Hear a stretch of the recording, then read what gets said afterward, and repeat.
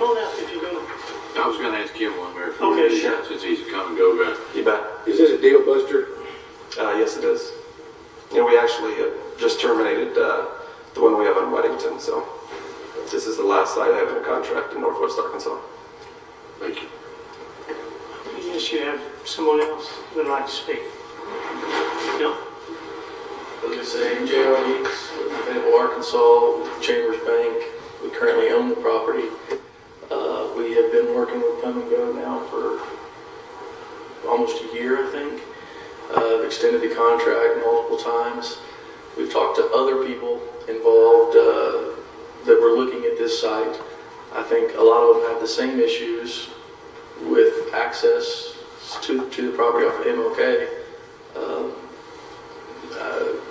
Bobby, to your question, to Come and Go, I think we're at the 11th hour on this particular site, and we do believe that they will take their business elsewhere as far as this location. So I'm in support of it. I know that we as a bank are in support of it, and hopefully y'all can find in support of it too.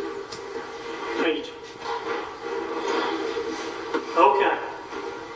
There's nobody else will open up for public comment. Oh, now, you seem to be one of our regular customers. I'm Aubrey Shepherd. I live It's getting late for you. Aubrey Shepherd. I live a few blocks downhill over on Duncan at the intersection with 11th Street. So I'm a potential customer, of course. And one of my neighbors talked about the potential there. Was hope they'll offer the same discount on gasoline that the Walmart does, and they'll go in for sure. But anyway, I never studied economics, and my old age I'm studying wildflowers and things, and I didn't take enough botany courses in my childhood. But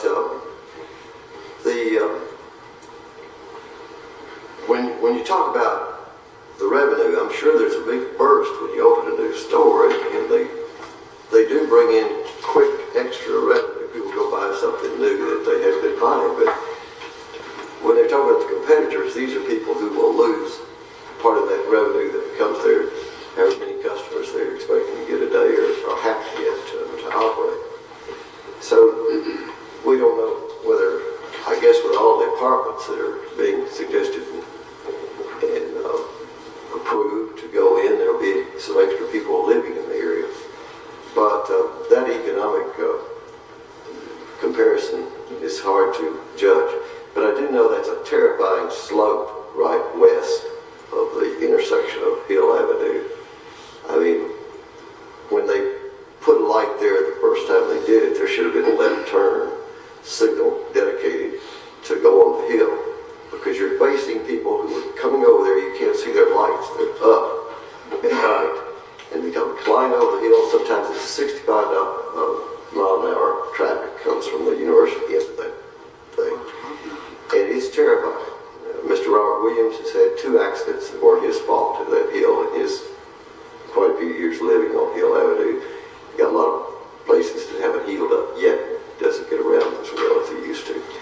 But anyhow, it should only be allowed to go in. You're coming from the west, you turn right. You're coming from the east, you turn at the light.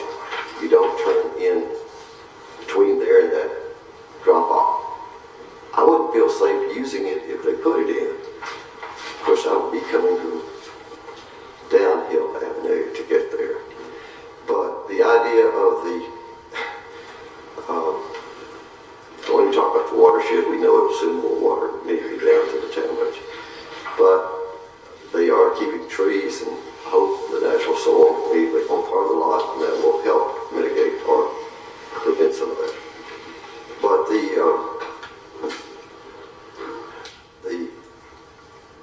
much talked about Royal Oak in the Aspen Ridge plan. Those of you who were on the council back then remember there was one big oak tree out. I don't know what the count was. I think there was a guy who did a study, and I happened to talk to him after he'd done the study for those developers, and the number of significant sized trees was incredible on that land. So that one big oak was left there in that median. Well, it died shortly after, or about before I think that first development failed. It was dying because the red dirt had built around it, and the canopy went out where the traffic lanes were. So guess what?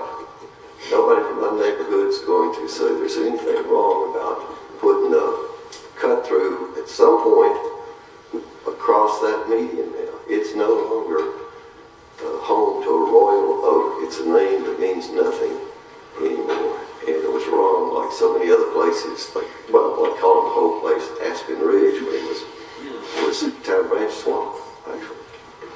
Anyhow, not speaking against the development, but pointing out that it is a suicidal thing for those who would try to turn cross traffic in that area. Because that traffic count, that little video shows nothing like what it will be on a football game night and those things.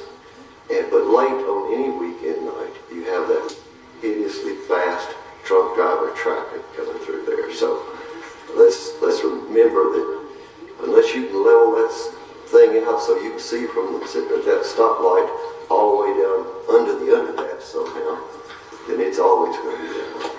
Thank you. What other public comment do we have? Yeah. Seeing none,